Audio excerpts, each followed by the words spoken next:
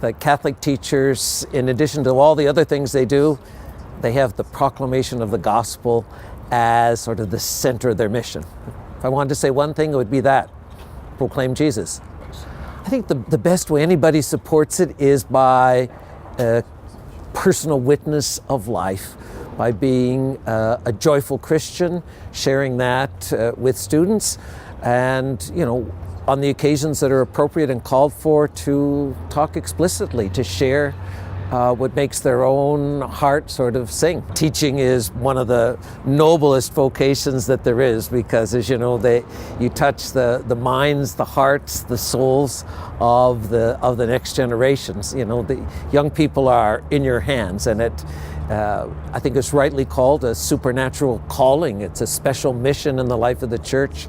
It's a delight, it's a privilege, it's a world of wonder, and it's one of the greatest things I think that a person can do, is share and pass on their experience of the world, what makes them sing, what makes them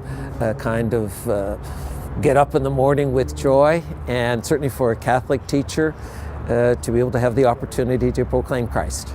That was a fantastic presentation by Archbishop Miller. He's been here before, and with his experience and background and a good blend of both theory and practice, we see the challenges he laid out gives us an idea and a sense of where we can continue to work on the work that we've been doing so far. It was wonderful, his affirmation of the work we've been doing around renewing and adapting, but also that challenge to be countercultural, to be very different, and to be brave to be very different, because we need new ways as we read the signs of the times. It was great, his affirmation, when he said that we can show some leadership in the work that we're doing, because we do things very well here in Australia. And I think, as His Grace was saying, to be bold, to be courageous, to look at what we can do as Catholics in our schools for the children in our care.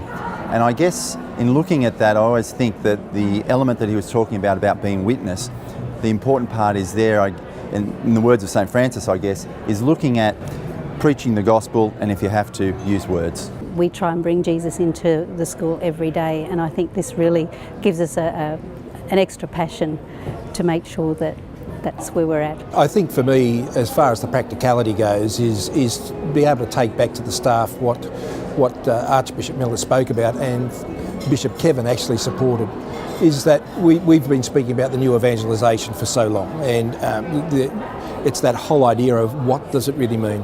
And its simplicity is to be able to go out and proclaim God's love, God's mercy and God's forgiveness.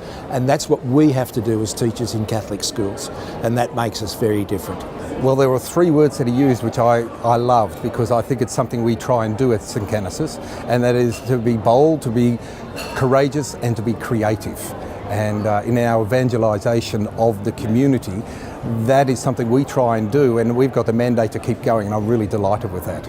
I think from listening to Archbishop Miller today, I think one of the most important things I'm going to take away is the fact that I can talk to my staff about being unconventional in their evangelisation. I think that's where we need to go. We need to recapture their imagination to really bring the joy of the gospel alive for the children and the families in our communities.